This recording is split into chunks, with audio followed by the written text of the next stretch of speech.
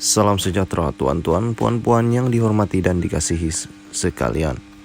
Tadi pagi, hangat negara kita atas pembukaan tirai PRU15 yang bermulanya daripada 9 pagi sehinggalah jam 10 pagi. Banyak perkara yang telah berlaku dan antara yang hangat diperkatakan ialah Bagan Datuk. Pertempuran 4 penjuru di Bagan Datuk. Berita sepenuhnya yang diambil dan dipetik daripada Berita Harian. Calon Barisan Nasional Datuk Seri Dr. Ahmad Zahid Hamidi bakal berdepan saingan 4 penjuru daripada untuk merebut kerusi Parlimen Bagan Datuk PRU15. Ahmad Zahid yang juga penyandang kerusi berkenaan untuk tempoh 5 penggal akan berdepan saingan calon Perikatan Nasional Dr. Muhammad Faiz Naman dan Datuk Seri Syamsul Iskandar Muhammad Akin daripada Pakatan Harapan. Turut bertanding sebagai calon bebas iaitu anak bekas Timbalan Perdana Menteri Tun Dr. Ismail Abdul Rahman yang juga bekas ahli Dewan Undangan Negeri Adun, Sungai Benut iaitu Taufik Ismail.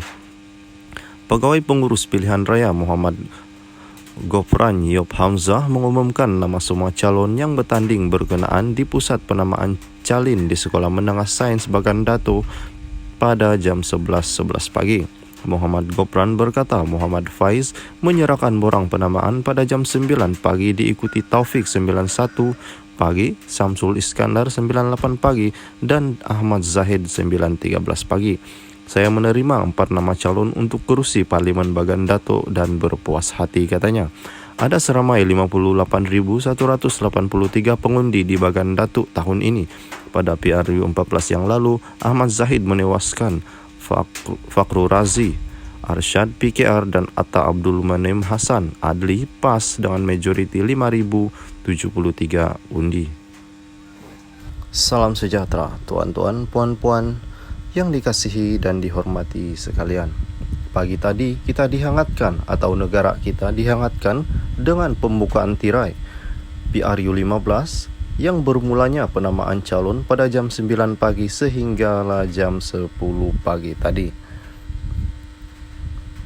Berita sepenuhnya. Restu Ibu iringi Muhammad Nizar Najib.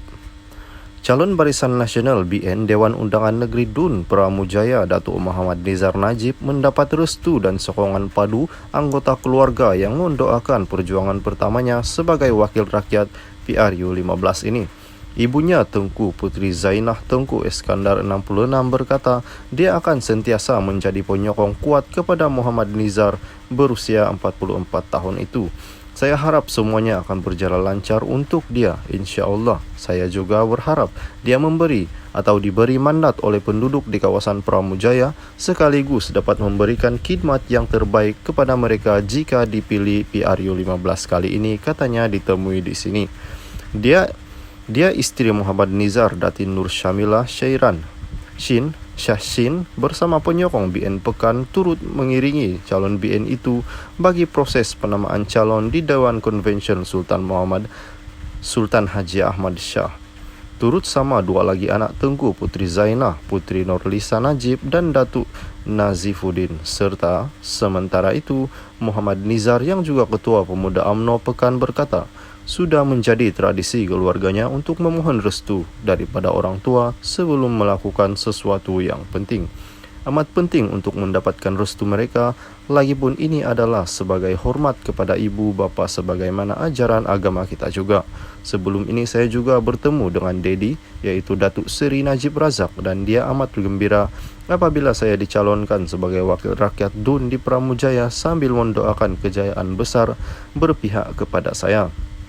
Sekiranya dipilih sebagai wakil rakyat, saya akan berusaha membangunkan kawasan Pramujaya sambil mengikut corak kepimpinan digunakan Dedi, katanya. Sebagai muka baru, beliau juga bersama membantu memperkukuh kerajaan negeri jika diberi peluang oleh rakyat untuk berkhidmat. Saya akan fokus kepada usaha membangunkan anak muda dengan mewujudkan lebih banyak peluang pekerjaan, meningkatkan kemahiran golongan itu selain membantu menarik pelaburan baru ke kawasan Pekan, katanya. Salam sejahtera tuan-tuan, puan-puan yang dihormati dan dikasihi sekalian. Ustadz Kazim antara dilarang berceramah di Pulau Pinang. Majlis Agama Islam Negeri Pulau Pinang menamakan 16 individu yang dilarang untuk mengadakan ceramah, khutbah atau majelis-majelis ilmu di negeri ini berikutan tidak mempunyai tauliah mengajar daripada MEINPP yaitu MEN. Mereka adalah Datuk Kazim Elias antaranya. Yang dipertua MEN Datuk Ahmad Zakyuddin Abdul Rahman berkata, satu pekeliling bertarikh 4 November 2022 telah dikeluarkan dengan menyenaraikan ke semua individu tersebut selepas pihaknya menerima aduan daripada orang awam. Kita telah menerima aduan orang awam dan mendapati 16 individu ini tiada tauliah mengajar daripada MEN. Oleh itu pihak penganjur adalah dilarang daripada menjemput senarai 16 individu tersebut untuk menyampaikan ceramah, khutbah atau majelis-majelis ilmu, katanya dalam satu kenyataan. Kata beliau lagi, mana-mana pihak yang tidak mematuhi arahan tersebut boleh dikenakan denda atau penjara.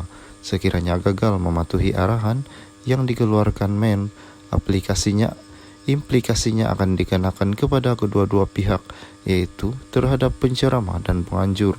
Kedua-duanya akan dikenakan tindakan yang mana penceramah boleh dikenakan denda tidak melebihi 5.000 atau penjara tidak melebihi 3 tahun atau kedua-duanya. Ini karena mereka melanggar Section 11 Enactment Kesalahan Jenayah Syariah Pulau Pinang 1996, yaitu mengajar agama tanpa tauliah, dan Section 119 Enactment Pentadbiran Agama Islam Negeri Pulau Pinang 2004 kerana mengajar agama Islam atau apa-apa aspek tentang Islam tanpa tauliah. Ahmad Zakyuddin berkata, bagi penganjur pula, mereka boleh dikenakan denda tidak melebihi 5.000 atau penjara tidak melebihi 3 tahun atau kedua-duanya sekali kerana melanggar Section 43 yang dibaca bersama Section 11 1996, yaitu bersubahat menganjurkan program melibatkan penceramah tanpa tauliah. Tujuan larangan ini dikuatkuasakan bertujuan memastikan kesemua penceramah tersebut menghormati dan mematuhi kehendak-kehendak perundangan syariah berhubung pentauliahan bagi memastikan penceramah yang layak saja menyampaikan ilmu-ilmu yang bertujuan menyatu padukan. Selain itu, larangan ini juga mengelakkan timbul sebarang kekeliruan dan perselisihan faham pandangan yang boleh menjejaskan keharmonian antara jemaah masjid dan ahli karya. Salam sejahtera tuan-tuan, puan-puan yang dihormati dan dikasihi sekalian. Ustaz Kazim antara dilarang ceramah di Pulau Pinang. Berita sepenuhnya yang dipetik daripada Berita Harian. Majlis Agama Islam Negeri Pulau Pinang, MEN, hari ini mengeluarkan surat pekeliling senarai 16 individu termasuk pendakwa bebas Datuk Muhammad Kazim Elias yang didapati tidak memiliki tauliah mengajar daripada MEN. Turut tersenarai Datuk Ahmad Husam, Beduruddin, Ahmad Suki Abdul Rani, Yusni Matpiah, Dr. Abdullah Yasin dan Prof. Madya Dr. Muhammad Rozaimi Ramli, Salman Ali, Maulana Fulkar Razi, Muhammad Raizal Azizan dan Halim Hasan. Selain itu, Aiman Supri, Afnan Hamidi Taib Azamuddin, Syah Syarudin Ibrahim, Wan Hizam Abdullah Sabil, Syahrir Long dan Sobri Asad. Yang dipertua MEN Datuk Ahmad Zakyuddin Ahmad Rahman berkata pihak penganjur dilarang menjemput individu terbabit untuk menyampaikan ceramah, khutbah atau majelis ilmu atas sebab ketiadaan tauliah mengajar yang dikeluarkan oleh MEN. Katanya, pemantauan peraturan itu membabitkan jemputan seperti ceramah, seminar, syarahan, khutbah dan majelis surau serta institusi di seluruh Pulau Pinang. Pihak pentadbiran MEN menerima aduan daripada orang awam dan mendapati bahawa 16 penama itu tidak memiliki tauliah mengajar daripada MEN. Tujuan larang ini dikuatkuasakan bagi memastikan semua penceramah menghormati dan mematuhi kehendak perundangan syariah berhubung pentauliahan. Ia juga bertujuan memastikan penceramah yang selayaknya menyampaikan ilmu menyatu padu dan tidak menimbulkan kekeliruan serta perselisihan pandangan yang boleh menjejaskan kehormatan sesama masjid dan ahli karya, katanya dalam surat pekeliling itu. Keingkaran mematuhi perkara berkenaan boleh mendatangkan implikasi kepada pencerama mengikut Seksyen 11 Enakmen Kesalahan Jenayah Syariah Pulau Pinang 1996 dan Seksyen 19 Enakmen Pentadbiran Agama Islam Negeri Pulau Pinang 2004 yang memperuntukkan hukuman denda tidak melebihi 5.000 atau penjara tidak lebih 3 tahun atau kedua-duanya sekali. Penganjur pula boleh didenda tidak melebihi 5.000 atau penjara tidak melebihi 3 tahun atau kedua-duanya sekali kerana melanggar Seksyen 43 yang dibaca bersama Seksyen 11 IKJS NPP 1996 iaitu bersubahat menganjurkan program membabitkan penceramatan